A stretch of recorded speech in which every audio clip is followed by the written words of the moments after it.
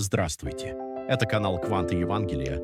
Сегодня мы поговорим на тему «Жизнь, управляемая прошлым, и жизнь, управляемая будущим». Многие говорят: «Я стал таким из-за ран в детстве. Если бы я тогда сделал другой выбор». Мы верим, что прошлое определяет настоящее и будущее. Это похоже на идеи из классической физики, реинкарнации в восточных религиях и травмы в психологии. Все эти идеи утверждают, наша жизнь привязана к прошлому. Но Библия говорит по-другому. Вера — это осуществление, а живы в невидимом. Послание к Евреям 111. Это значит верить, что будущее, которого еще нет, уже стало реальностью. Не прошлое управляет нами, а будущее формирует настоящее. Это и есть сила веры. Даже наука говорит об этом. В Quantum X двойной щелью электрон ведет себя как волна, но когда мы наблюдаем за ним, он становится частицей. Наблюдение меняет результат.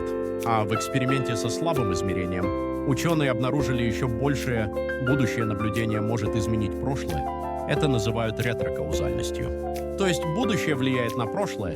Иисус сказал: «Когда молитесь, верьте, что уже получили, и будет вам». Марка 2:4. Это молитва веры. У том, чего мы еще не видим, как будто это уже произошло.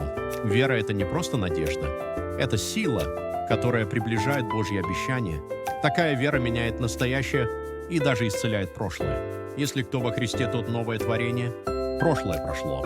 Все стало новым. 2 Коринфянам 15. Друзья, во Христе мы уже новое творение. Мы больше не живем под властью прошлого. Мы живем верой, и наше будущее правит нашей жизнью. Боже, спасибо Тебе за веру, которую Ты дал мне. Помоги мне не смотреть на прошлые раны, а видеть будущее, которое Ты приготовил. Пусть искупление Иисуса обновит мое настоящее и мое прошлое. Во Христе я новое творение. С этого момента мою жизнь управляет будущее.